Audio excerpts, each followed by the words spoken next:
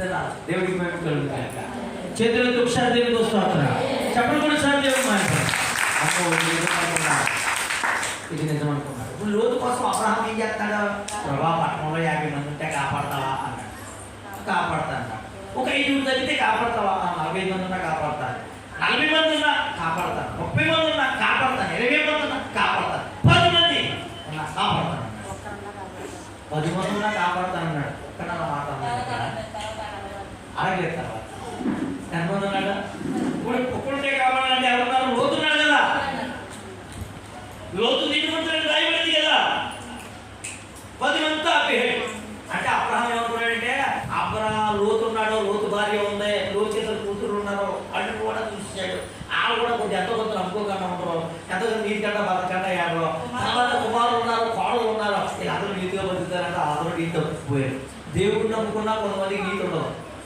ఏముండదండి? నీతి ఉండదు. అందుకే ఏమంటారంటే వాళ్ళు దేవుడు నమ్ముకున్నారు అబద్ధాలు ఆడతారు. దేవుడు నమ్ముకున్న కొంతమంది ఏం చేస్తారు తెలుసా? దేవుడు తీసుకునే పనులు చేస్తారు. దేవుడు నమ్ముకున్న ప్రియమంత్రులు డబ్బులే కొడుతుంటారు. దేవుడు నమ్ముకున్న ప్రియమంత్రులు ఏమాత్రం ఇప్పుడు గుడిచేటి పనులు మాత్రం. దేవుడు నమ్ముకున్న మనవాళ్ళు చెప్పండి తల్లి, నీతిగా బ్రతకాలి. చేతులు చూపిస్తాను చెప్పలు కొడిస్తాను. దేవుడు మాట్లాడతాం. హల్లెలూయా హల్లెలూయా హల్లెలూయా హల్లెలూయా. ఉంటారా 10 మంది అనుకున్నాడు అబ్రహాం. తేడా తింటే 10 మంది లేరు. ఎవరున్నారు? లోతు కనపడ్డాడు. లోతు ఇద్దరు ఆడపిల్ల కనపడ్డారు. ఫస్ట్ తర్వాత ఇద్దరు కూడా నీకు తప్పిపోయారు. కానీ లోతు ఎప్పుడు నీకు తప్పలేదు. తండ్రికి మొత్తిచ్చి పాపం చేస్తే కళ్ళు తర్వాత పడి తప్పు చేశాడా? లోతు ఎలా బ్రతికాడు? నీతిగా బ్రతికాడు. దేవుడికి మనం మిగతా వాళ్ళందరూ ఏం తప్పిపోయారమ్మా? నీటి తప్పిపోయారు. నీటి తప్పిపోయి జీవించారు. దేవుడు ఒకరితో కుమ్మరించాడు వారి మీద. అన్నాడు, నీ అల్లుడికి, నీ కూతురికి, నీ కుమారుడికి, కోళ్ళకి అందరికీ చెప్పంటే అందరూ ఏం చేశారు? ఎగతాళి చేశారు. ఈరోజు సువార్త ప్రకటించకపోతే ఏం చేస్తారా? మనం ఎగతాళి చేయట్లేదు రూపం గారు. దేవుడికి మేము ఎగతాళి చేస్తున్నారు. నువ్వు కాలేజీలో దేవుడిని ఎగతాళి చేస్తున్నావు. చేతులు చూస్తారు వస్తుంది. నువ్వు పనికి వెళ్ళి ఎగతాళి చేస్తున్నా, ఊళ్ళో ఎగతాళి చేస్తున్నా. ఎగతాళి చేసేవాడు రోజు సిగ్గుపడిపోతారు. లోతు కుటుంబం అంతా ఎగతాళి చేసిన వాళ్ళందరూ కూడా ఏమైపోయారు తెలుసా? అగ్నికి ఆహుతి.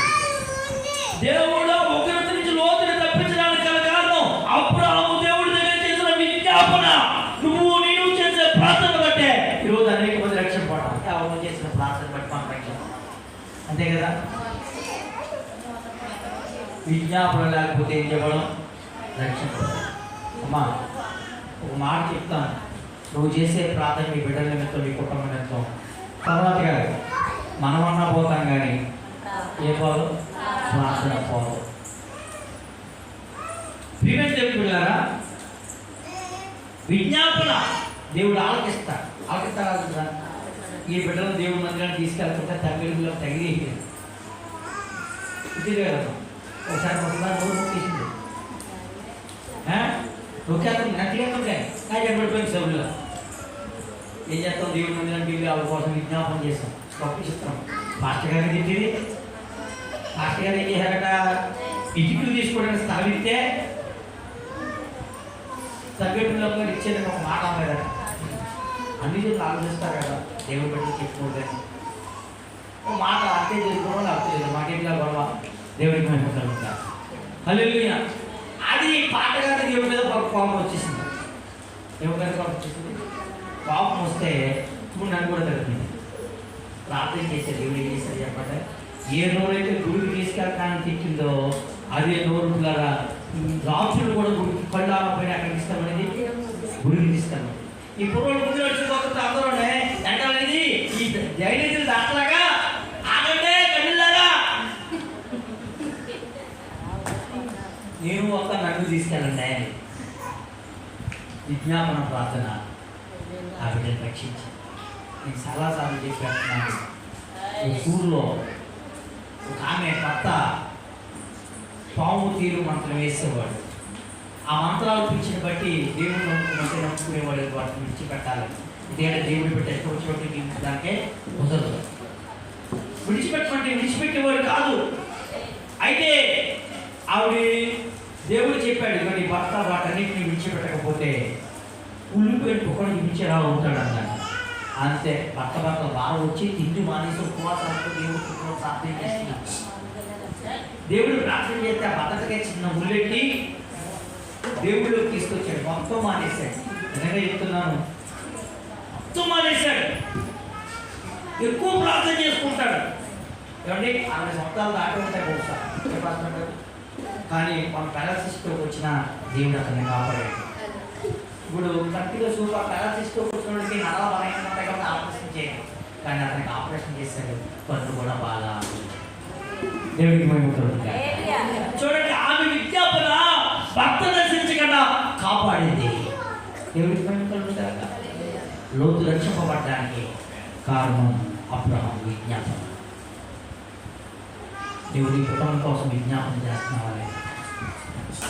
ప్రార్థన ఊరికినే బాగా నీకు భావం రావాలి. మా వాళ్ళు పాపం ఏదో ఎవరు చేసిన బట్టి ఏం చేయడం మొదలెడతారు, అన్నీ చేస్తారు. ఏం చేయకూడదు, సహకరించకూడదు. మా నాన్నమ్మ మా తాతయ్య దేవుని నమ్మకం చేసిన పొరపాటు ఏంటంటే, మేము రాజులో పండుగలు ఎన్ని చేస్తుంటే కోతులు వాళ్ళ గురించి అన్ని ఈ పెట్టుకెళ్ళండి అవి పెట్టుకెళ్ళండి అని భారం లేదా. ఇప్పుడైతే మాకు ఎవరన్నా అలా చేస్తే చాలా భారం ఉంటుంది.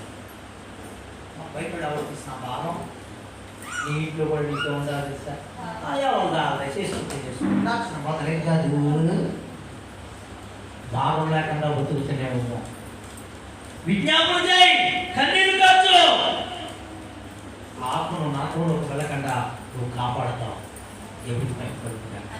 ఇప్పుడు మనోడికైతే పొద్దునైతే సాయంత్రం చేరిపోవాలండి, అలా కాదు.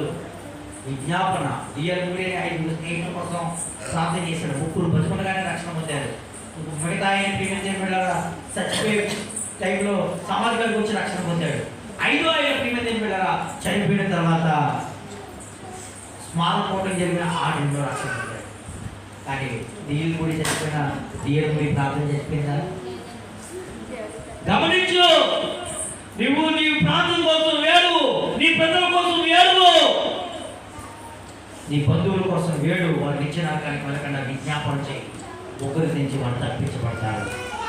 3వ విషయం చెప్పి నేను వాక్యాన్ని ముగిస్తాను, ఎందుకంటే 3 అవసరం ఉంది. దేవుడికి కొడుకులు కావచ్చు, ముందు నాకు అనేక ముగిస్తాను. 3వది ఏంటి అంటే, ప్రియమైన దేవుని బిడ్డలారా, లోతు దేవుని బిడ్డలకు ఆతిథ్యం ఇచ్చాడు, సహాయం చేశాడు. బైబిల్లో సహాయం చేసిన వాడు మర్చిపోతాడా? ఏమి ఇస్తావో ఆ పంటకు వస్తాం.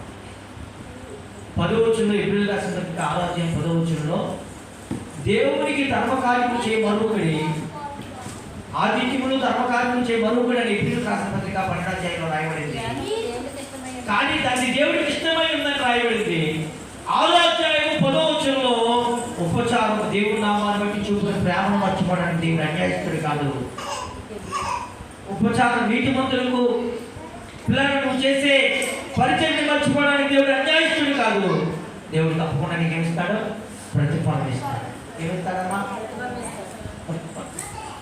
దేవుడి పరిచయకి సహకరించిన, దైవజనులకు సహకరించిన, సువార్తకు సహకరించిన దేవుడు నీకు తప్పకుండా ఏం చేస్తాడు? నువ్వు చేసిన దానికి ప్రతిఫలం.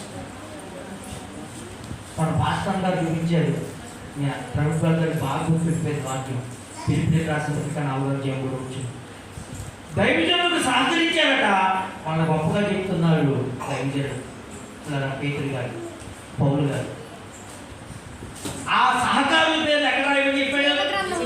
జీవగ్రంథంలో రాయమన్నాడు. ఇప్పుడు నిజంగా ఎవరి పేరు తీసివ్వకుండా సహకారం పేరు ఏం చెప్పడం? జీవగ్రంథంలో పేరు లేకపోతే ఏమవుతుంది? ప్రకటన గ్రంథం 20వ అధ్యాయం 14 వచనం చదవండి. ప్రకటన గ్రంథం 20వ అధ్యాయం 14.